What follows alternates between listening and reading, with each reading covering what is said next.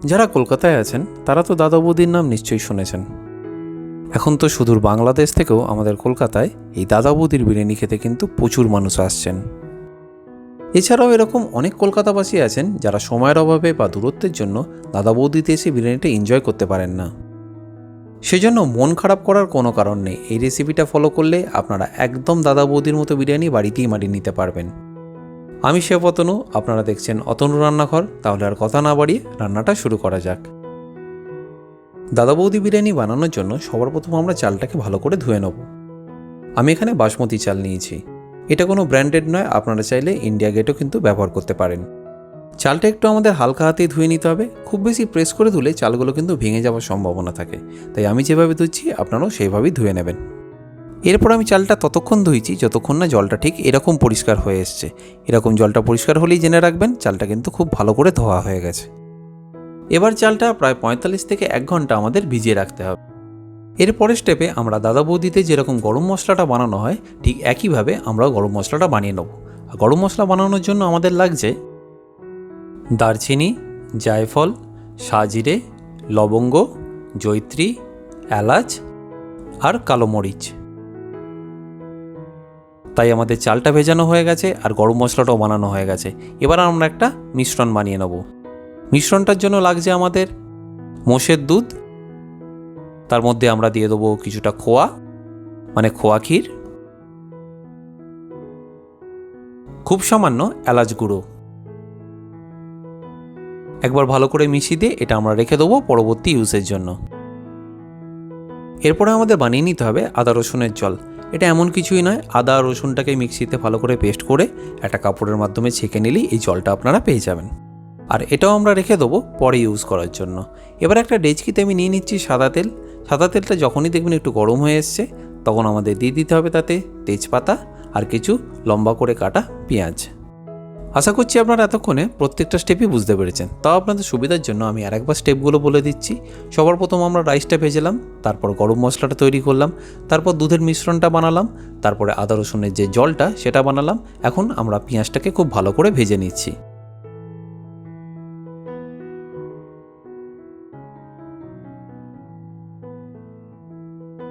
যখনই দেখবেন পেঁয়াজটা এরকম লাল হয়ে এসছে বা এরকম সোনালি হয়ে এসছে ঠিক সেই সময় আমাদের দিয়ে দিতে হবে তেলের মধ্যে জল। দাদা বৌদি বিরিয়ানি বানানোর জন্য এই পেঁয়াজ ভাজাটা কিন্তু খুব ইম্পর্ট্যান্ট। একটু বেশি লাল হয়ে ভাজা হয়ে গেলেই বিরিয়ানিটা কিন্তু তেঁতো হয়ে যাবে। তাই জলটা কিন্তু হাতের সামনেই রাখবেন যাতে ঠিক সময় আপনারা জলটা দিয়ে দিতে পারেন। জলটা একবার ফুটে গেলেই জলটাতে রং আনার জন্য আমি দিয়ে দেবো Kashmiri chilli powder. Kashmiri chilli পাউডারটা এখানে একটু বেশি ব্যবহার করতে হবে। আর তারপরে দিয়ে দেবো খুবই সামান্য হলুদ।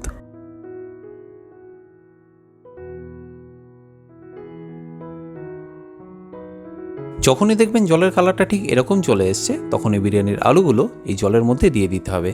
আলুগুলো যদি মাঝারি সাইজের হয় তাহলে গোটাই দিয়ে দেবেন, আর যদি দেখেন খুব বড় আলু তাহলে সেটাকে 1/2 করে দিয়ে দিতে হবে। আলুগুলোকে জলে দেওয়ার পরে একবার ভালো করে মিশিয়ে নিয়ে এটাকে আমরা বয়েল করার জন্য ছেড়ে দেবো। আমি যে সাইজের আলুগুলো নিয়েছিলাম সেগুলো বয়েল করতে আমার 12 থেকে 14 মিনিট লেগেছে। আপনারা কিন্তু মাঝে মাঝে একবার চেক করে নেবেন আলুগুলো বয়েল হয়েছে কিনা। আর আলুগুলো কিন্তু 70% বয়েল করতে হবে, বাকি 30% কিন্তু যখন দম দেবো সেই সময় বয়েল হয়ে যাবে। আর আলুগুলো বয়েল করার সময় আমাদের দিয়ে দিতে হবে স্বাদ মতো নুন।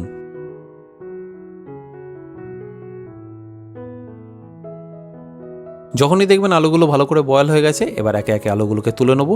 আর যে এক্সট্রা পেঁয়াজগুলো থাকছে সেগুলো এই জলের মধ্যে আবার দিয়ে দেবো।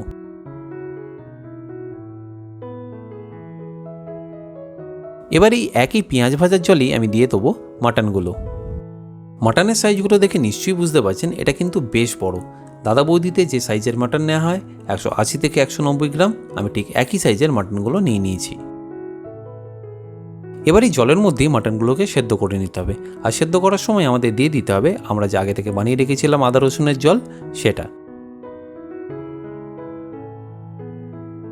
সেটা ভালো করে মিশিয়ে নিয়ে এই মাটনগুলো সেদ্ধ হওয়ার সময় এখনই দিয়ে দেবো কিছুটা গরম মশলা আমরা যেটা আগে থেকে বানিয়ে রেখেছিলাম। আমি এখানে প্রায় 1 ঘন্টা হাঁড়িতেই ঢাকা দিয়ে মাটনটাকে সেদ্ধ করে নিয়েছি। আপনারা চাইলে কিন্তু ঠিক এই স্টেজে প্রেশার কুকারেও 3টে সিটি মেরে নিতে পারেন, সেখানেও কিন্তু খুব একটা বেশি অসুবিধা হবে না। মাটনটা যখন দেখবেন একটু হাফ বয়েল মতো হয়ে এসছে তখন তাতে দিয়ে দিতে হবে টক দই আর কাঁচা লঙ্কা বাটা। তারপর সেটাকে একবার ভালো করে মিশিয়ে আবার ঢাকনা দিয়ে আমরা সেদ্ধ করে নেব। আর যারা প্রেশার কুকারে করতে চাইছেন তারা মাটনটা একবার প্রেশার কুকারে দেওয়ার পরে দইটা আর লঙ্কাটা ভালো করে মিশিয়ে 3টে সিটি মেরে নেবেন। এরপর যখনই দেখবেন মাটনটা প্রায় 65% বা 70% সেদ্ধ হয়ে গেছে, ঠিক সেই সময় আমাদের যে দুধ আর খোয়ার যে মিশ্রণটা ছিল সেটা এই মাটনের মধ্যে দিয়ে দিতে হবে। আর যারা প্রেশার কুকারে সেদ্ধ করেছেন তারা মাটনটাকে বের করে নেওয়ার পরে এই দুধের মিশ্রণটাকে ভালো করে মিশিয়ে দেবেন। মিশিয়ে দেওয়ার পরে ঢাকনা দিয়ে প্রায় আরও 15 থেকে 20 মিনিট মাটনটাকে সেদ্ধ করে নেব। মাটনটা প্রায় 70 to 75% বয়েল হয়ে যাওয়ার পরে মাটনগুলোকে ঠিক এইভাবে তুলে নিতে হবে।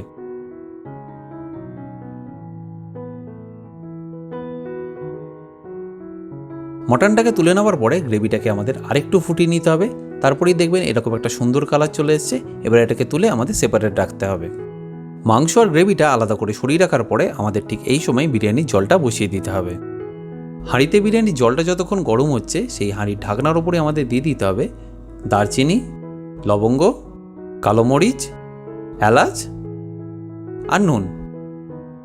জলটার সাথে সাথে এই মশলাগুলো কিন্তু গরম হয়ে যাবে। এবার জলটা গরম হয়ে গেলে এই হাঁড়ির উপরে থাকা মশলাগুলো জলের মধ্যে দিয়ে দেবো। মশলা দেওয়ার পরে আমাদের ভিজিয়ে রাখা বাসমতি চালগুলো এবার জলের মধ্যে দিয়ে দেবো। দিয়ে খুবই হালকা হাতে কিন্তু এটাকে মিশিয়ে নিতে হবে। এবার যতক্ষণ বিরিয়ানির চালটা সেদ্ধ হচ্ছে ততক্ষণ আমরা মাটনগুলোকে একটা পাত্রের মধ্যে সাজিয়ে নেব। চেষ্টা করবেন বিরিয়ানিতে দম দেওয়ার জন্য নিচটা মোটা এরকম একটা পাত্র নিয়ে নিলে কিন্তু ভালো হয়। আর যদি বাড়িতে হাঁড়িও থাকে তাতেও কিন্তু খুব ভালোভাবেই দম দেওয়া যায়। মাটনগুলোকে সাজিয়ে নেওয়ার পরে আমি আলুগুলোকেও একে একে সাজিয়ে নেব। দেখতেই পাচ্ছেন আমি কিন্তু প্রত্যেকটার গ্যাপে এক একটা করে আলু দিয়ে দিচ্ছি। আলুগুলো সাজানোর পরে যে গ্রেভিটা আমরা আলাদা করে রেখেছিলাম সেটা এর মধ্যে দিয়ে দেবো। দেওয়ার পরে এর ওপর থেকে ছড়িয়ে দেবো আলু বুখারা। আর আমরা যে আগে থেকেই বানিয়ে রেখেছিলাম গরম মশলাটা সেটা এবার এখানে পুরোটাই দিয়ে দেবো। আর সবশেষে দিয়ে দেবো খোয়া ক্ষীর।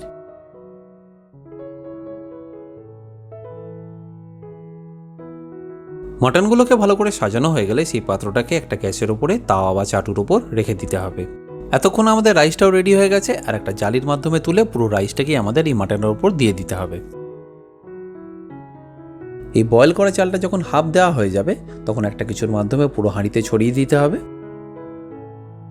আর ঠিক একইভাবে যখন পুরো রাইসটা দেওয়া হয়ে যাবে তখন ওকে একটা কিছুর মাধ্যমে পুরো হাঁড়িতে এইভাবে স্প্রেড করে দেবেন। বিরিয়ানি চালটা সমানভাবে দেওয়া হয়ে গেলে আমরা ওপর থেকে ছড়িয়ে দেবো গোলাপ জল, কেওড়া জল আর মিঠে আতরের একটা মিশ্রণ।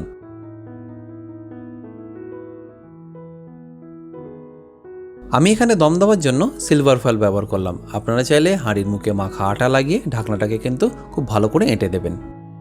এবার সবথেকে বেশি ইম্পর্টেন্ট জিনিস আপনারা দমে কতক্ষণ রাখবেন। তাহলে আমি আপনাদের টাইমিংটা বলে দিচ্ছি। প্রথম যে 10 মিনিট সেটা একটু হাই ফ্লেমে থাকবে, তারপরে 30 মিনিট থাকবে স্লো ফ্লেমে, তাহলে টোটাল দম হলো 40 মিনিট। এরপরে বন্ধ করে রাখার পরে প্রায় 25 মিনিট পরে আপনারা কিন্তু এই বিরিয়ানিটাকে খুলতে পারেন। এই 25 মিনিট কিন্তু আপনাদের রেস্টিংয়ে দিতেই হবে। আর রেস্ট হয়ে গেলেই বিরিয়ানি আমাদের রেডি। এবার আমি সিলভার ফয়েলটা খুলে আপনাদের বিরিয়ানিটা কেটেও দেখাচ্ছি। কি লাগছে তো দাদা বৌদির মতো বিরিয়ানি। এবার মাংসটাকে আর আলুটাকে আমি তুলে দেখাচ্ছি। দেখুন কি সুন্দর লাগছে দেখতে। তাহলে রেসিপিটা যদি আপনাদের ভালো লেগে থাকে আমাকে কিন্তু কমেন্টে জানাতে ভুলবেন না। দেখা হচ্ছে আপনাদের সাথে আর একটা নতুন এপিসোডে নতুন রান্না নিয়ে।